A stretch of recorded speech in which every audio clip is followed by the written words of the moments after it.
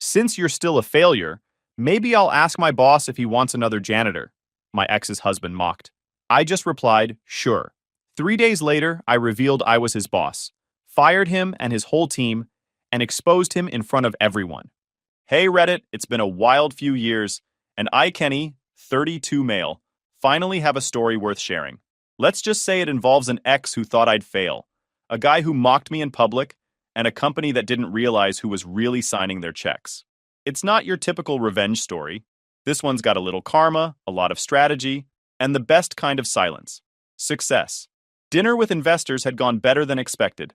We wrapped up at an upscale restaurant downtown, one of those places with soft lighting, piano music, and steaks that cost more than some people's car payments.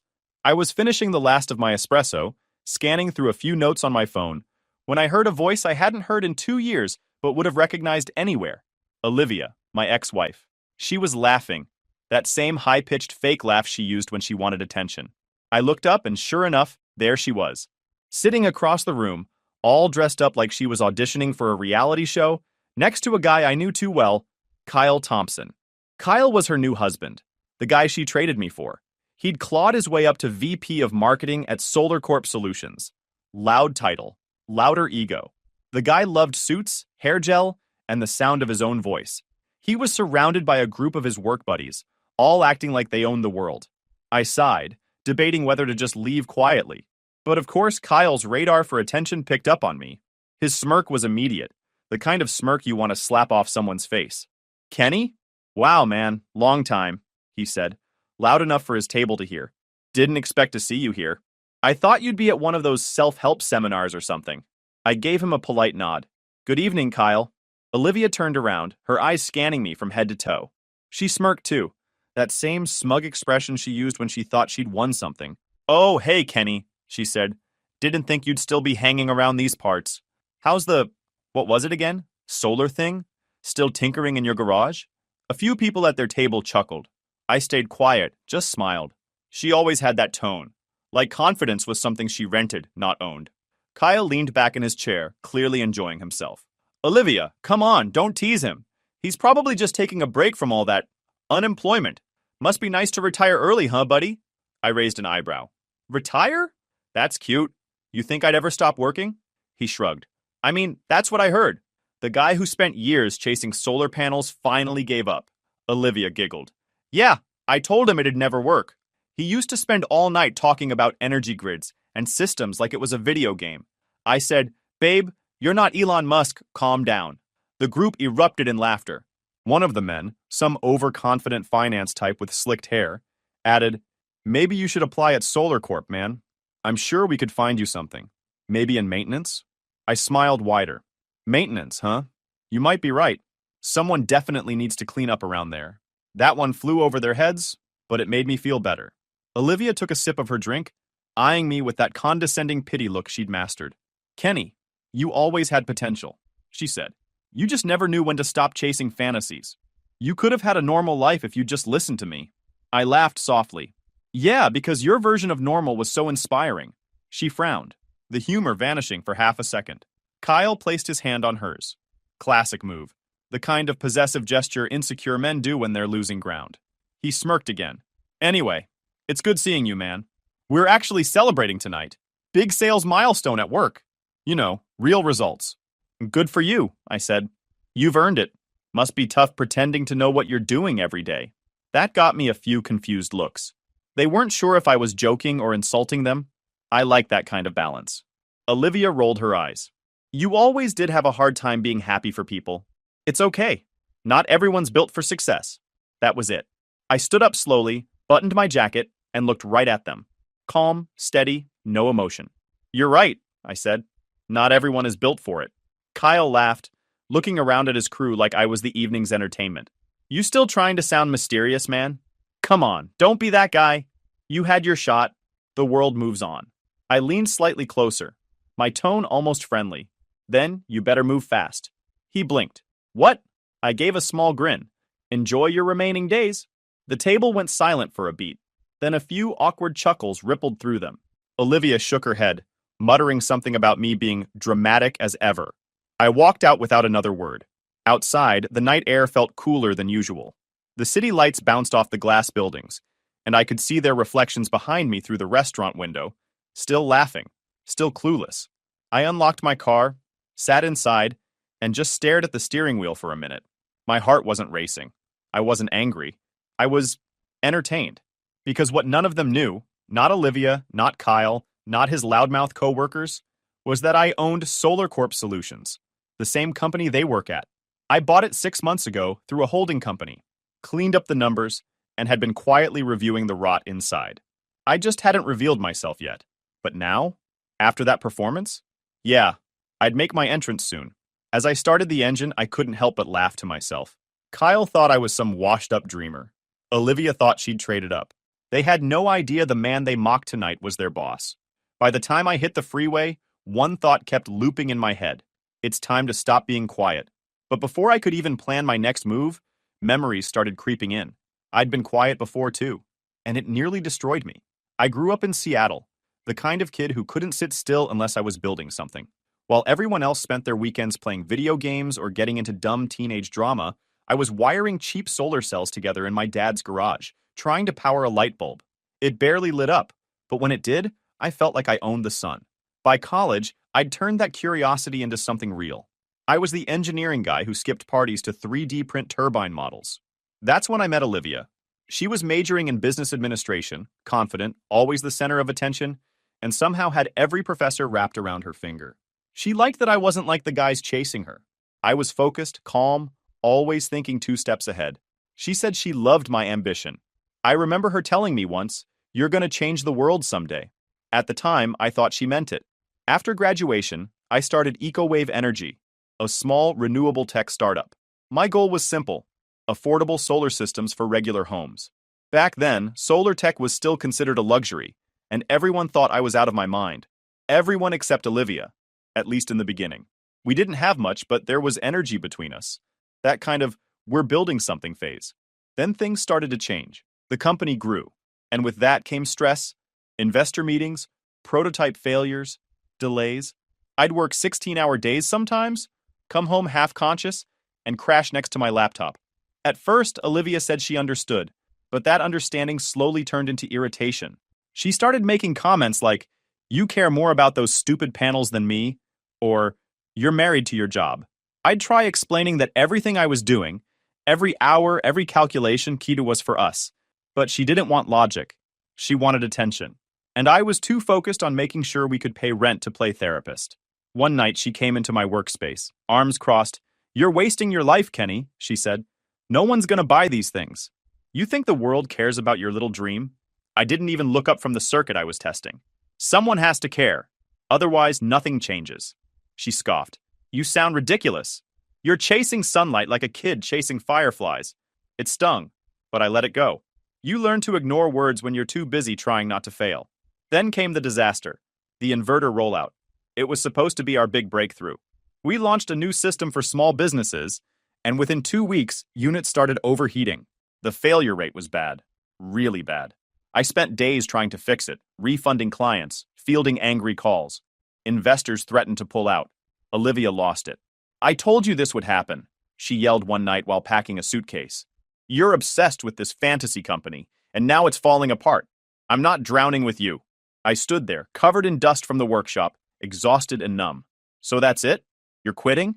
She slammed a folder on the counter. "Divorce papers. I'm done. Maybe you'll finally wake up when you lose everything." She walked out without looking back. I wish I could say I chased after her, but I didn't. I was too tired to argue anymore. I signed the papers, handed over what the lawyers demanded, and went back to work. She walked away with a huge settlement, called me neglectful in court, and smiled like she'd won something. 6 months later, word got around that she was dating Kyle Thompson, the same Kyle who handled marketing at Solar Corp Solutions. Kyle was the opposite of me. Loud, fake confident, always selling something, even when he had nothing to sell.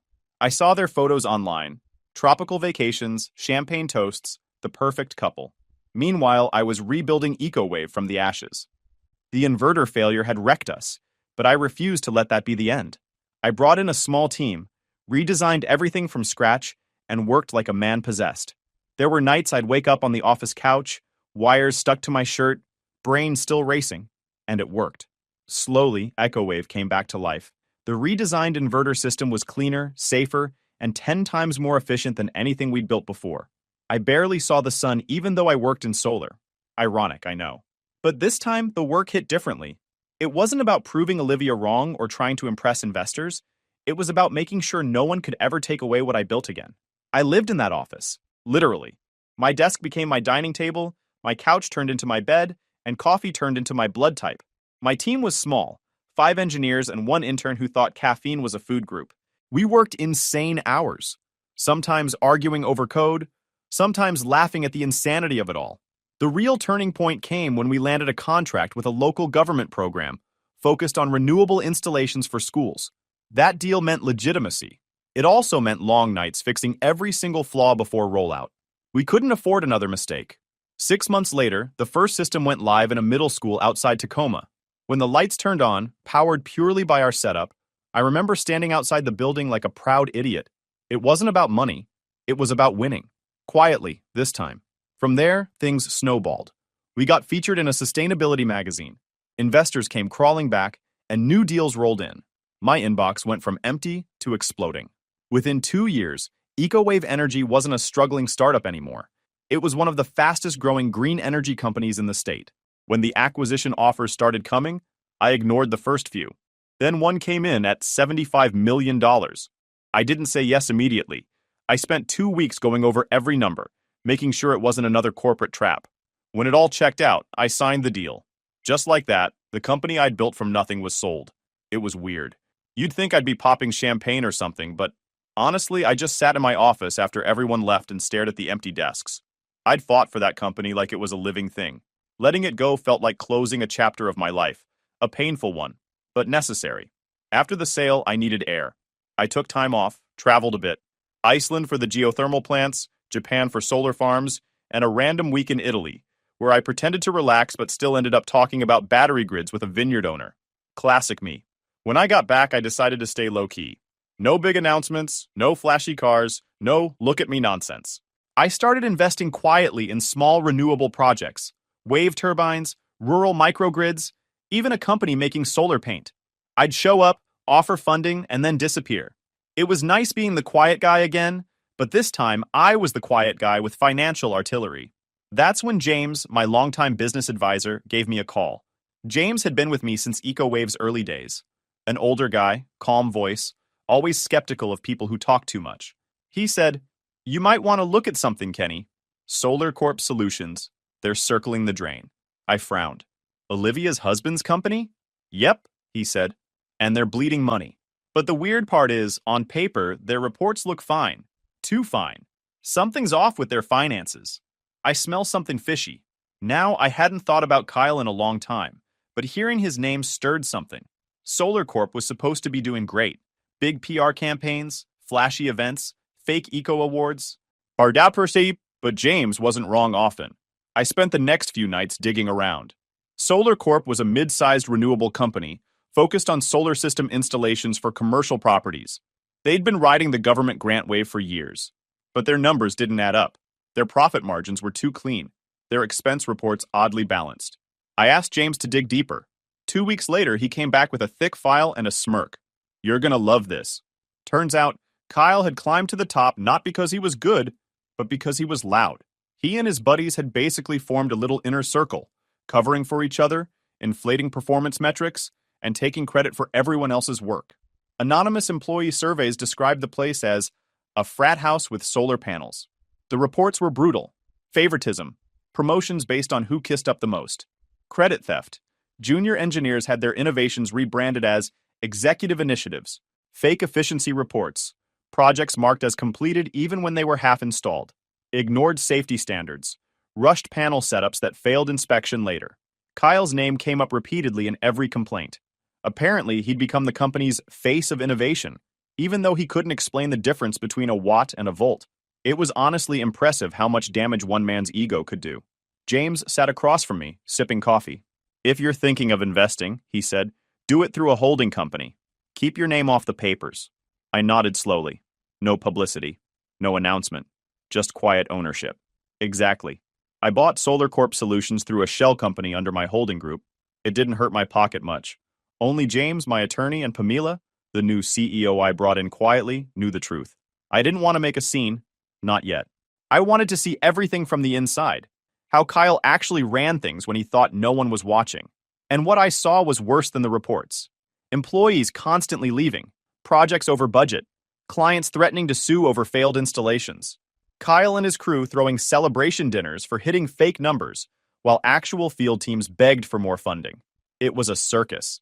Every night I'd sit in my home office, reading internal memos, watching Kyle's name pop up in expense approvals, travel requests, and project decisions. He acted like he owned the place, and technically I did. I didn't rush. I wanted him comfortable, confident, arrogant. The more he thought he was untouchable, the sweeter it would be when he realized who was really signing his checks. Back then, I waited, observed, collected data. But after that night at the restaurant, I was done waiting. Watching Kyle and Olivia mock me like I was some washed-up failure had flipped a switch I didn't even know still existed. There's only so long you can watch people dig their own graves before you hand them a bigger shovel. The drive home was quiet, the kind of quiet that isn't peaceful, the kind that hums with ideas forming. My dashboard lights glowed against the windshield while I replayed every word Kyle said. Real success, he'd called it. Funny thing to hear from a guy who couldn't even read a balance sheet without moving his lips. By the time I pulled into my driveway, I knew what I was going to do. I called James. It was almost midnight, but he picked up on the second ring. He didn't even sound surprised. I take it the dinner didn't go well? You could say that, I said. Kyle and his cheerleaders decided to hold a roast in my honor. He chuckled. Told you something smelled off with that clown. Good news is I finally found the source of the smell. That woke me up. You got something? Oh, I got more than something, he said. Papers shuffled on his end. I dug deeper into Solar Corp's financials like you asked. Guess who's been approving fake project budgets? Kyle's name shows up on at least 7 expense accounts that don't exist. Embezzlement? I asked. More than that, James replied. He's been leaking Solar Corp's proprietary design data to a competitor called Sunline Technologies. They've been underbidding us on contracts using our blueprints. And guess who's been getting consulting fees from them under a fake vendor name? I leaned back in my chair, smiling to myself. You're kidding. I wish I was. The guy basically built a side hustle out of betraying his own company. I've got wire transfers, emails, even a few NDAs he forged. It's a buffet of bad decisions. For a moment, I just sat there. The irony was delicious. The same man who mocked me for being unemployed was stealing from the company I secretly owned. All right, I said finally. No more observing. Time to clean house. James laughed quietly. I figured you'd say that. You want me to prep the documentation? Prep everything, I said. I'm done playing nice. The next 2 days were a blur of action. I barely slept. My home office looked like a crime investigation board. Files, printouts, USB drives, timelines. I traced every suspicious transaction, every fake supplier invoice. Kyle and his inner circle had been running their scam for years. They'd hired a fake subcontractor company that existed only on paper, siphoning money through it while inflating Solar Corp's installation costs. They'd also been bribing inspectors to approve half-finished installations. I had pictures of incomplete solar grids labeled as 100% operational. One array had strings wired in reverse polarity. The panels were literally feeding power the wrong way. The stupidity almost impressed me. I compiled everything into a single airtight report, organized, time-stamped, cross-referenced. Every number matched. Every lie had a receipt. When I was done, the evidence folder looked thick enough to end 5 careers, and maybe send 1 or 2 people to jail. While James handled the legal review, I moved quietly inside Solar Corp. Step 1. Freeze their access. I contacted our IT head and ordered silent restrictions on Kyle's financial systems. He'd still see the dashboards, but any attempt to move funds would flag to me instantly. Step 2. Choke their budgets. Kyle's department suddenly found itself with budget reviews pending. He wouldn't notice right away. He was too busy holding meetings about meetings. But his projects would soon start running out of cash. Step 3. Set the stage. I called Pamela, our CEO. Pamela was sharp, loyal, and one of the few people inside the company who actually cared about doing things right. I'd hired her privately after buying Solar Corp, and she'd been cleaning up quietly ever since. Pamela, I said, I need the quarterly review moved up. How soon? She asked. As soon as humanly possible. She didn't ask why. I'll have the boardroom ready by Friday. You'll be attending? Oh, I'll be there, I said. Front row. 4. While she handled the logistics, I tightened the last few bolts on the plan. I reached out to the internal audit department, requesting backup data for investor transparency. They had no idea it was ammunition for what was coming. By Thursday night, everything was ready. Kyle and his buddies had no clue. They were still bragging about fake numbers on internal chat channels, planning another executive celebration. I read their messages with a smirk. Kyle had even joked about me again in a company group chat. Saw that loser again. Probably looking for a job. Oh, he'd see me again. Just not the way he expected. That night, I sat at my desk staring at the folder labeled Project Sunset. Confidential. It contained every piece of evidence needed to dismantle Kyle's empire. I closed it slowly, took a breath, and leaned back. The best kind of revenge is silent and surgical. You don't throw punches, you pull strings. I smiled to myself and whispered under my breath, they wanted to humiliate me in public. I'll humiliate them in front of their own board. By the time Friday rolled around, Solar Corp's headquarters was buzzing. The quarterly review wasn't usually exciting. A bunch of executives bragging about things they didn't do. But this one had a different energy. Pamela had sent out a last-minute memo saying an investor representative would be attending. Nobody suspected it was the man signing their paychecks. I walked into the building sharp. The receptionist greeted me politely, not realizing I technically owned the desk she was sitting behind. I didn't even bother checking in. Pamela met me near the elevator, tablet in hand, face unreadable. They're all in there, she said quietly. Kyle's leading the presentation. Good, I replied. Let's not keep him waiting. The boardroom was exactly how I remembered it from my first tour months earlier. Too polished, too corporate, the kind of place where fake smiles were currency. I stepped inside and conversations dipped. Kyle was already at the front of the room, surrounded by his inner circle. The same 4 executives who laughed at me at the restaurant. He noticed me instantly. His smug grin stretched across his face like a billboard. Well, look who decided to join us, he said loud enough for everyone to hear. What's a loser like you doing here? Looking for job openings? This isn't the place, buddy. The room chuckled nervously. I met his eyes, slow and steady. I'm here to destroy you. That got their attention. The laughter died instantly. Even Pamela looked like she had to suppress a smirk. Kyle blinked, trying to laugh it off. All right, buddy, let's keep it professional, yeah? We're in a meeting. Oh, trust me, I said, sliding into an empty chair. It's about to get very professional. He scoffed and turned back to his slides. His team dimmed the lights. The projector flickered on, showing the first slide. Quarterly Growth Report, Solar Corp Solutions. For the next 20 minutes, they paraded through graphs, charts, and buzzwords. Fake success stories, inflated numbers, and innovative campaigns that didn't exist. Kyle strutted around like a motivational speaker. This quarter, he said, laser pointer in hand, we saw a 34% increase in system efficiency and a 20% rise in client satisfaction due to our cutting-edge strategies. Translation: he copied an intern's work and faked the rest. Every time one of his buddies spoke, they looked at each other for approval, like high school kids presenting a group project they didn't make. I leaned back, arms crossed, letting them dig deeper. Halfway through, Kyle clicked to another graph, one labeled Projected Expansion Growth. The numbers were completely fabricated. I couldn't help it. I laughed, out loud. The room went quiet. Kyle froze mid-sentence. Something funny, Mr. Investor? Yeah, I said, standing up. This entire presentation. He frowned. Excuse me? I picked up the remote from the table and clicked off his slide. You know what's crazy? You're talking about expansion and growth like this place isn't bleeding from the inside out. A few people shifted uncomfortably. Pamela's lips curved slightly. She knew what was coming. Kyle tried to regain his footing. Look, if you have concerns, you can take them up with... I interrupted, my tone calm but sharp. I'm not taking them up with anyone, Kyle. I'm the one they take things up with. He blinked. What's that supposed to mean? I stepped toward the front of the room, connecting my laptop to the projector. My first slide popped up, the Solar Corp logo with a title that read Internal Audit Summary. Confidential. My name, I said, clicking to the next slide, is Kenny Brooks. And I own this company. The silence that followed was thick. I could practically hear Kyle's brain rebooting. His friends looked at each other, eyes wide. You... what? He finally managed. I ignored him and kept talking. 6 months ago, I purchased Solar Corp Solutions through my holding company. Since then, I've been quietly auditing performance, leadership, and ethics. And what I've found, I switched to the next slide, is embarrassing. The screen filled with hard data, Embezzlement trails, fake invoices, falsified sustainability reports, missing funds, safety violations, leaked blueprints. Every document was time-stamped, verified, and cross-checked. Kyle's fake smile crumbled as the evidence played out in front of his team.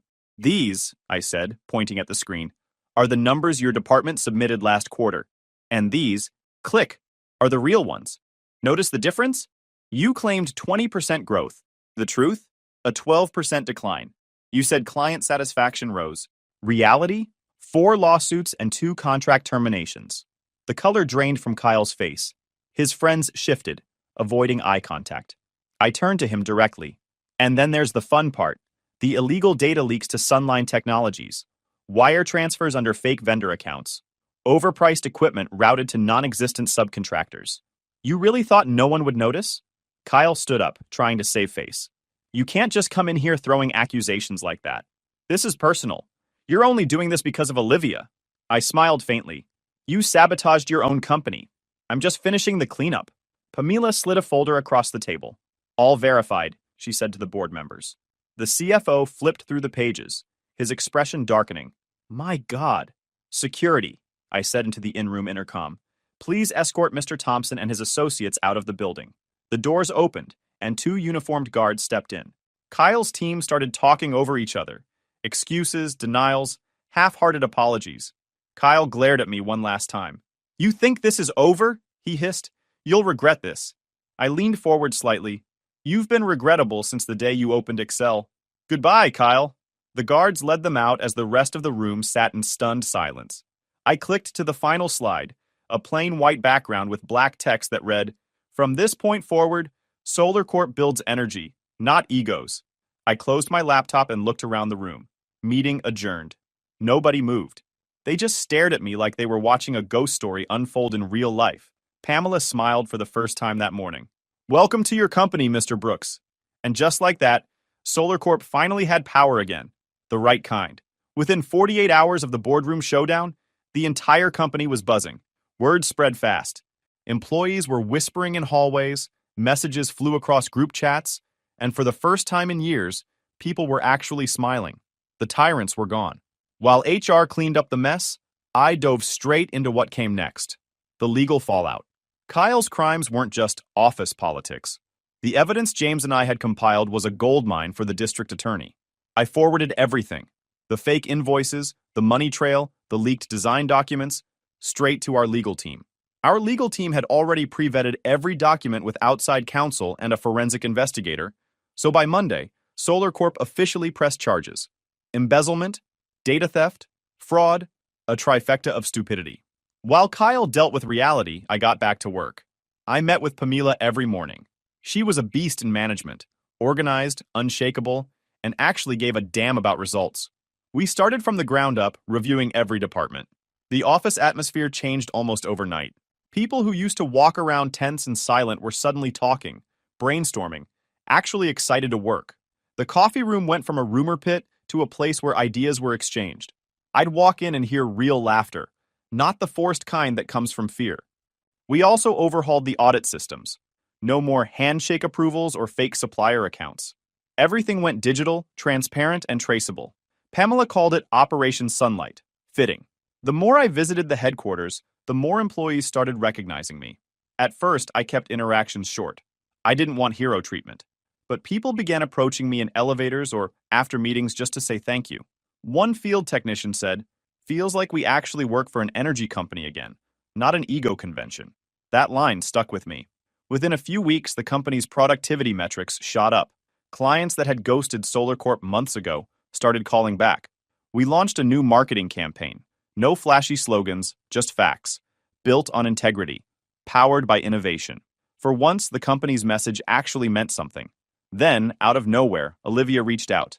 I got her message late one night, a long text that started with, "Hey, hope you're doing well." Always a red flag. She said she'd seen the news about Solar Corp's turnaround and wanted to congratulate me on leading the green revolution. She called me visionary, that word she once mocked me for using. She said she always knew I was destined for success and that she was proud of me. The message was so sugary, I almost got a cavity reading it. I didn't respond right away. I let her sit in silence for a few days. When she doubled down with another message, asking if I'd like to catch up over coffee, I finally answered. Sure, I replied. Tomorrow. 3 p.m., same cafe near campus. She showed up on time, dressed in designer everything, fake smile locked in place. She looked polished, but the confidence didn't hit the same.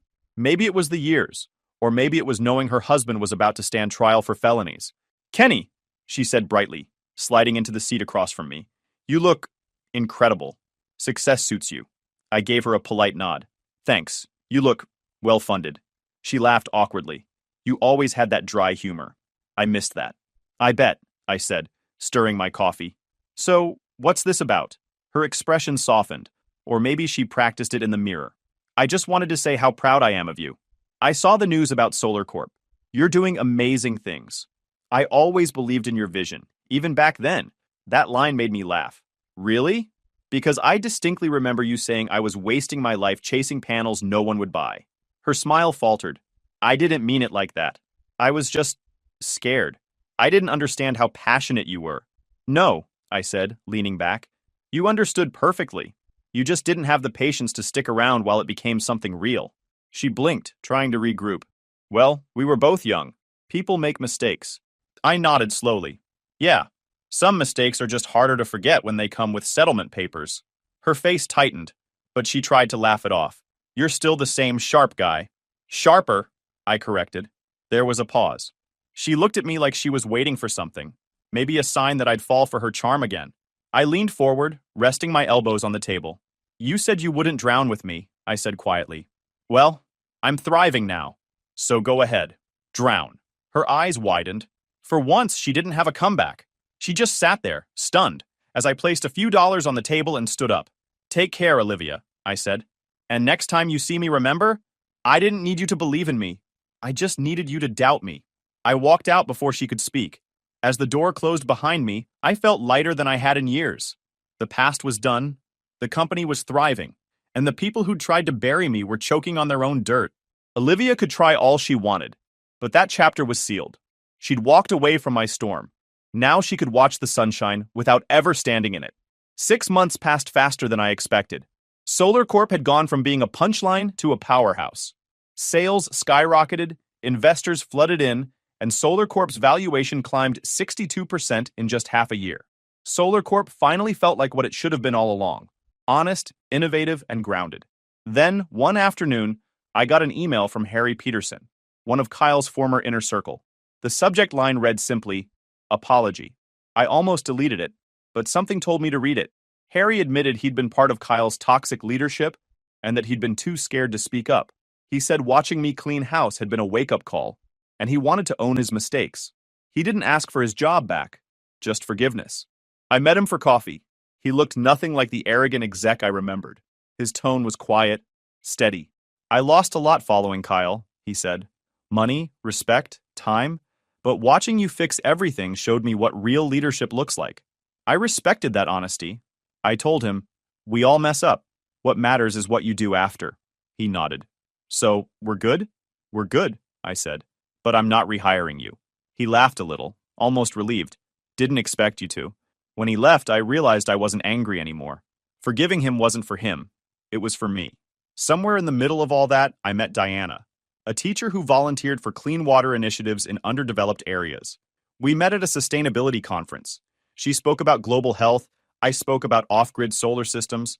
She was confident without being arrogant, funny without trying, and the first person who looked me in the eye without asking what I did for a living. It was the kind of peace I didn't realize I'd been missing. Then one night, out of nowhere, my phone lit up with a number I hadn't seen in months. Olivia. For a second, I thought about ignoring it. Curiosity won. Her voice cracked through the receiver. Kenny, I need help. I leaned back in my chair. This should be good. She was crying. The messy, desperate kind. Between sobs, she explained that Kyle had drained all her accounts before his sentencing. He'd sold her jewelry, maxed out their credit cards, and disappeared with everything he could liquidate. She was broke, alone, and furious. And somehow in her twisted logic, that was my fault.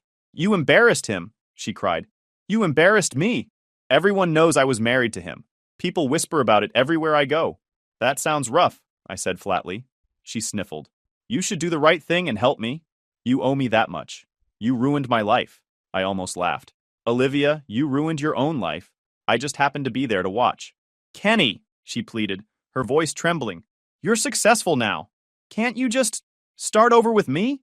We were good once. No, I said calmly. We weren't. You were convenient when things were easy. The moment it got hard, you jumped ship. She tried one last time. Please, you can't just let me fall apart like this. I paused, then said, You made your choice. You traded loyalty for comfort. Now you have neither. Silence. I could hear her breathing. Quiet. Shaky. Then, she hung up. I sat there for a while, staring at the city lights through my office window. Somewhere out there, Olivia was realizing the same thing I had years ago. Success doesn't come from using people. It comes from building something real. I didn't destroy her. I just stopped saving her. That night, I turned off my phone, locked up the office, and headed home. Diana was waiting, reading on the couch, the glow of a small solar lamp we designed together lighting the room. She looked up and smiled. How was work? She asked. I smiled back. Peaceful, because it finally was. Guys, we are so close to hit 100,000 subscribers on this channel. If you are not subscribed to the channel, please consider subscribing. It really helps hit that 100,000 mark. Thanks for making this dream come true.